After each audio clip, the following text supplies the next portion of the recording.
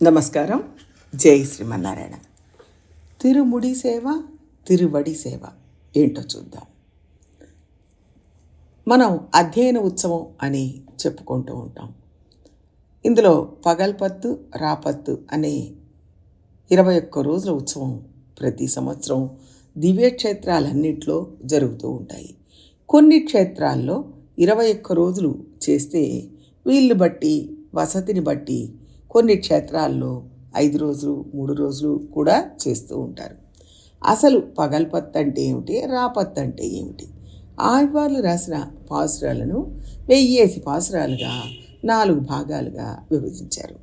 ఇందులో మొదటిదైన ముదలాయిరం, మూడవదైన ఇయర్పా, ఈ రెండిట్లోనూ పలువురు ఆళ్వార్లు పాడిన పాసురాలు ఉంటాయి. పెరియ తిరుమొഴി అనే గ్రంథం తిరుమంగై ఆళ్వార్లు పాడిన పాసురాలతో ఉంటుంది. తిరువాయ్మొഴി అనే గ్రంథం నమ్మాళ్వార్లు పాడిన పాసురాలతో ఉంటాయి. పగల్పత్తులో 10 రోజులు ముదలాయిరం, పెరియ తిరుమొഴి సేవాకాలం పూర్తవుతుంది. రాపత్తులో రోజు నమ్మాళ్వార్లు రాసిన తిరువాయ్మొഴి నుంచి 100 పాసురాల చొప్పున సేవాకాలం జరుగుతుంది. చివరి రోజు ఇయర్పా మొత్తం సేవాకాలం జరుగుతుంది. ఇది ఒక్కొక్క క్షేత్రంలో ఒక్కొక్క రకంగా జరుగుతూ ఉంటుంది. తిరుపతిలో 23 రోజులు జరుగుతాయి. 22వ రోజు రామాంజన ఉత్తందాది, 23వ రోజు తన్నీరముద తీర్థ ఉత్సవం అని జరుపుతారు. మొత్తం 23 రోజులు జరుగుతాయి. ఈ ఉత్సవం భూలోక వైకుంఠంగా భావించే శ్రీరంగంలో చాలా విశేషంగా జరుగుతుంది. పైగా 10 మంది ఆళ్వార్ల చేత మంగళాశాసనం చేయబడిన దివ్యక్షేత్రం కావడం కూడా ఒక విశేషం. దీంతోపాటు నమ్మాళ్వార్ల అవతార స్థలమైన ఆళ్వార్ తిరునగరి క్షేత్రంలో కూడా చాలా విశేషంగా జరుగుతుంది. ఈ అధ్యయనోత్సవంలో నమ్మాళ్వార్ల తిరువడి సేవ అనేది ప్రధానమైన విషయం. అంటే నమ్మాళ్వార్లు పెరుమాళ్ల తిరువడి చేరడం, అంటే పరమపదానికి చేరడం. కానీ ఆళ్వార్ తిరునగర్లో వేంచేసి ఉన్న ఆదినాథ స్వామి నమ్మాళ్వార్ల దగ్గరికి వచ్చి వారి శిరస్సు మీద తన పాదాలను ఉంచుతారు. మిగిలిన క్షేత్రాల్లో నమ్మాళ్వార్లు స్వామి దగ్గరికి వెళ్తారు, వారి శ్రీపాదాలను చేరతారు. కానీ ఇక్కడ మాత్రం స్వామి ఈయన దగ్గరికే వస్తారు. దాన్ని తిరుముడి సేవయ్య అంటారు. ఆ తర్వాత తిరువడి సేవ జరుగుతుంది. దీంట్లో ఉన్న విశేషం ఏమిటంటే, ముందు భగవంతుడు మనల్ని వెతుక్కుంటూ వస్తాడు. తన తిరువడి మన తల మీద పెట్టడానికి ఇష్టపడి వస్తాడు. మన ఆయన సొత్తు కాబట్టి తన సొత్తును పొందాలని ఆయన ఆరాటపడతాడు. ఈ జీవుడు పరమాత్మ సొత్తు అనేది వాస్తవం. కానీ దాన్ని మనం అంగీకరించకుండా నేనేదో స్వతంత్రుడిని, నన్నెవరు అడుగుతారు, ఈశ్వరోహం భోగి అని గీతలో చెప్పినట్టుగా అనుకుంటూ ఉంటాం.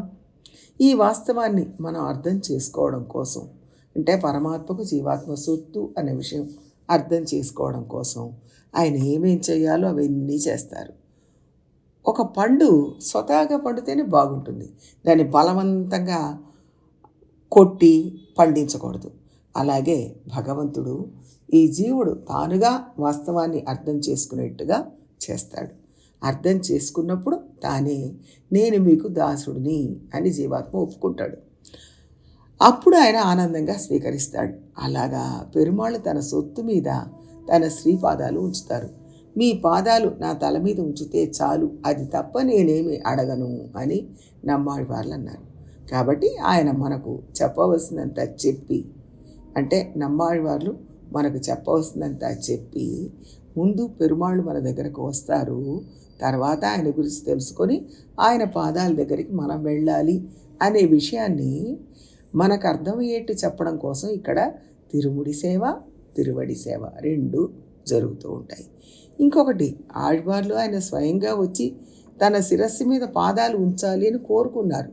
అలాగా పాసురాలు పాడారు. కానీ ఒక్కసారిగా భగవంతుడు వస్తే దాన్ని అర్థం చేసుకోవడం కూడా కష్టం.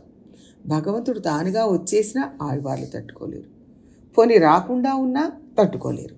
అందుకని ఆళ్వార్లు ఉండే ఊరికి భగవంతుడు వచ్చి ఆ చింత చెట్టు కింద ఉండి ఆయన ఊళ్ళో చేరి భుజం మీదకి ఎక్కి మెడ మీద చేరి ఆఖరికి ఊళ్ళోకి ఎక్కారు.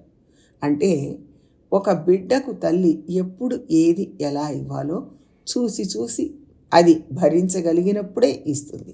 ఈ వివరాలన్నీ మొదటి శతకంలోనే ఆళ్వార్లు పాడారు. ఆ ప్రకారంగానే ఇక్కడ ఉత్సవాలన్నీ జరుగుతూ ఉంటాయి. ఇందులో ఒకవైపు రహస్యమైన వేదాంతార్థం, ఇంకొక వైపు ఉన్నతమైన అర్థాల్ని తెలియజేసే సంప్రదాయం రెండూ కూడా కనపడతాయి. కొన్ని వేల సంవత్సరాలుగా ఈ రెండూ కలిసి ఇలాగా జరుగుతూ ఉన్నాయి. కాబట్టి మన ధర్మం, సనాతన ధర్మం చాలా ప్రాచీనమైంది, అర్థవంతమైంది. దీనికి చెందిన మనందరికీ కూడా దీన్ని సంరక్షించుకునే బాధ్యత ఉంది. దాని ద్వారా సంతోషాన్ని పొందగలగాలి. జై శ్రీమన్నారాయణ. జై శ్రీమన్నారాయణ.